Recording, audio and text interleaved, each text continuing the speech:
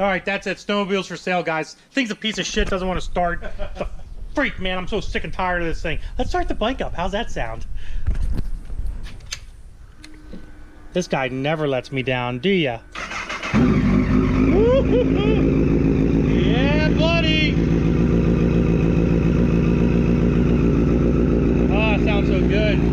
I need a tire. My tire's flat.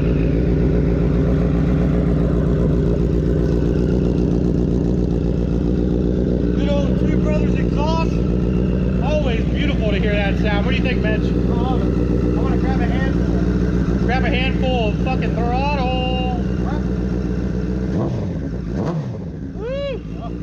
That's sexy.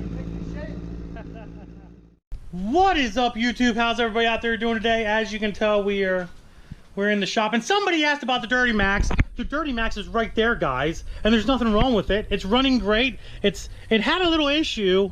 It had a little issue. You know what? And I think I'm going to tell you guys this story about this little issue. But before I tell, well, actually, you know what? Let's go back in time a little bit. Check out this clip, guys, that I saved, luckily enough, from the YouTube Call Out 2018 trip down to North Carolina about the good old Dirty Max. Dirty Max.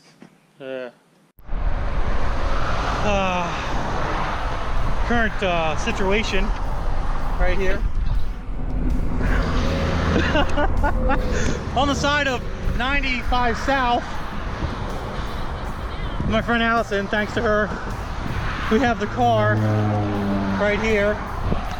But the radiator blew up, and we're literally 150 miles away from the hotel in North Carolina for the YouTube call out. So, Mitch, the fucking awesome goddamn mechanic that he is. Oh fuck, there's a lot of cars coming. Jesus Christ. The awesome mechanic that he is, tore the radiator out. We went, she came and got me, because she's following us, and we went and got another radiator, got some water in the antifreeze, and it looks like the radiator, the stock radiator, was messed up. It was old, clogged up, all kinds of fun stuff, and we got Mitch putting a new one in. So it's gonna be a interesting ride, I guess, guys. Mitch, what's going on, buddy? We're freaking dumping. Oh my god, like I'm soaked. The window's fogged up. The rad's almost done though. Yeah, don't worry about what we've been doing in here while it's all fogged up. Yeah. Right? But oh my god, I'm leaking. There's water coming in the truck. This is terrible, guys. Terrible for a YouTube call out event. You know what it is? What? This is all race car shit. This is race car shit, guys. You want to live that race car life?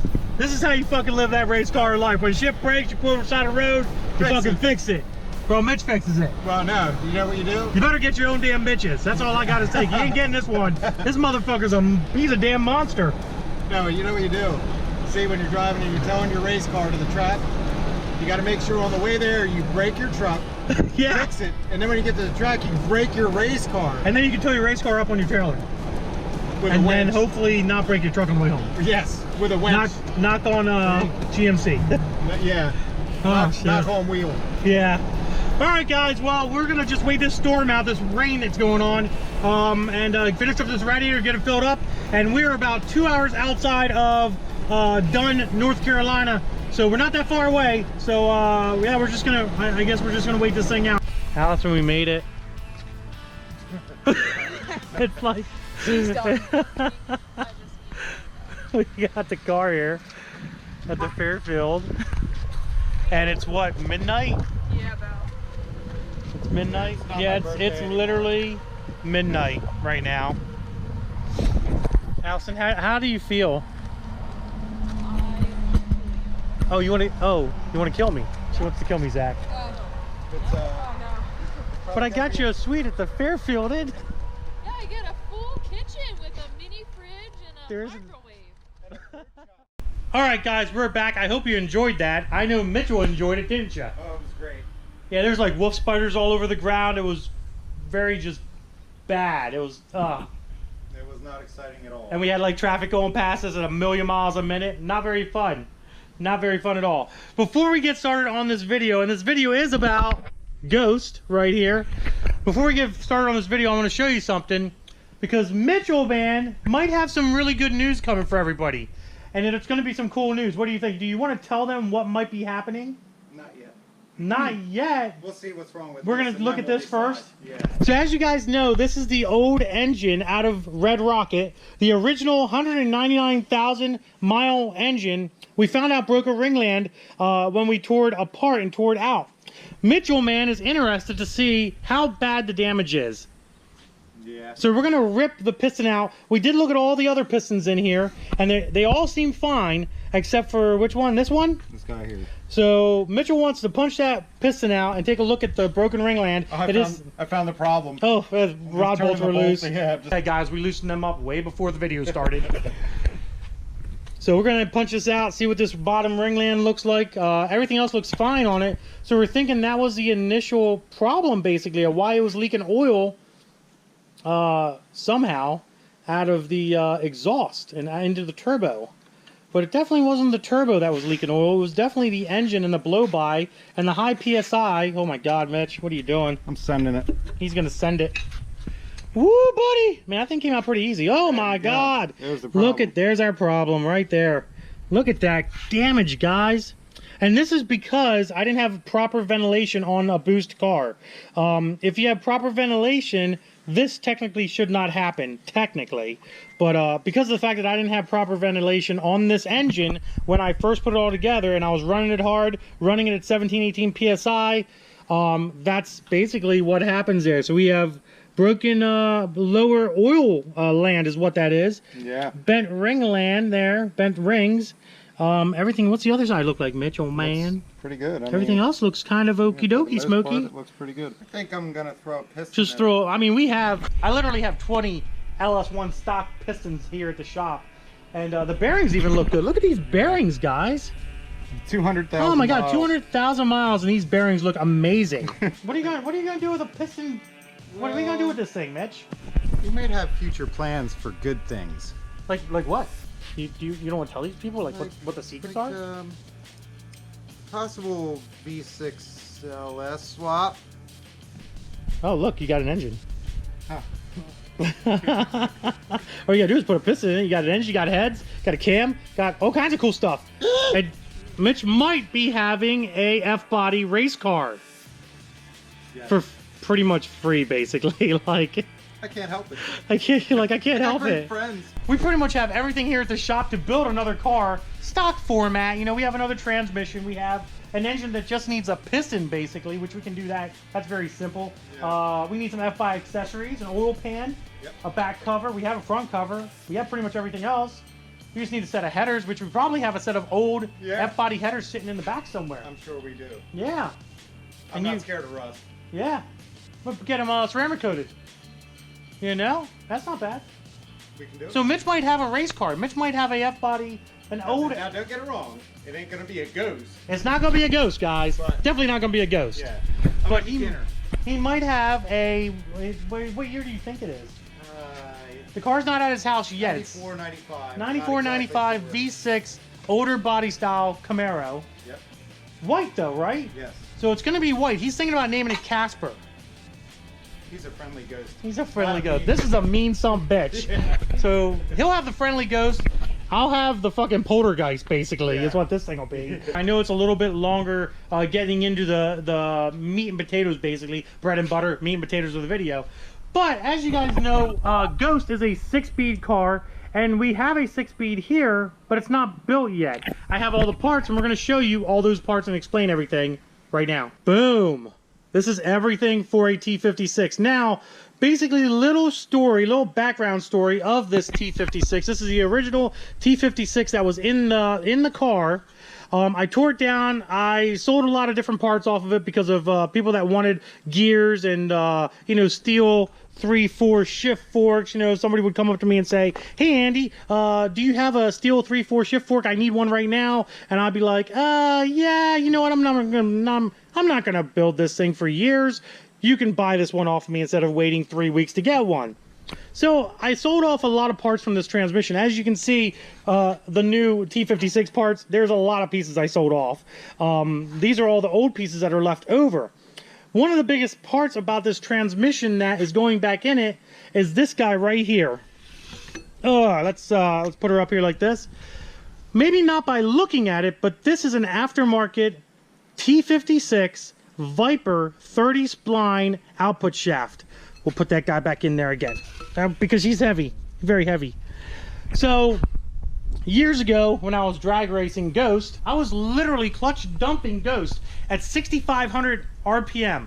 6,500 RPM, guys. I was having the pedal to the metal on the two-step and sliding my foot right off that clutch pedal on a twin disc clutch. And this built transmission way back in the day, and it survived. But there's one thing that didn't survive, and that one thing that did not survive was the stock output shaft, which at that time was a 27 spline output shaft, not the 30 spline. So basically what happened is when I went, you know, twisted that 27 spline output shaft because of those extremely hard drag strip launches on a twin disc clutch and a two-step, I upgraded to the Viper shaft. Now, in order to run a Viper shaft in a T56, you have to modify a few things. One of the things you have to modify is the length. You have to cut this down a little bit shorter. I think it's like an inch and a half, something like that. The other thing you need to do, you need to machine out the housing, the tail housing, to fit a new bushing in there, new tail shaft bushing. Then one of the last things you have to do is you have to get a 30 spline yoke. Now, when Red Rocket was running, Red Rocket's over there. When Red Rocket was running, I put my old drive shaft for my 9-inch into that car, but I had to get a 27 spline yoke, and I swapped that over. It lasted about a week, obviously. So I still have my 30 spline, so we're just going to swap the 30 spline back on again. No big deal. The very last thing you have to do to put a 30 spline shaft in a T56 is you have to have one of these guys here. This is a 30 spline reluctor wheel for the speedometer, and I'm going to show you the difference between a 27 spline F-body stock reluctor wheel and the Viper one. And here it is. As you guys can see, this one is bigger than this one. We'll put this one on top of this one. And you can see the difference, guys. That's a big difference. And obviously the tooth count is different as well. Put that back in there because we don't need him anymore. Last thing after that is you have to tune the ECU to accept the new reluctor wheel so it reads speedometer correctly. One of the biggest things that I have for this T56 is my SFI 6.1. It's an older blow-proof bell housing. I've had this thing for years. I love it. It does the job. It makes drag racing legal. We'll go ahead and let's move this faceplate away. You can kind of see the bottom part in there.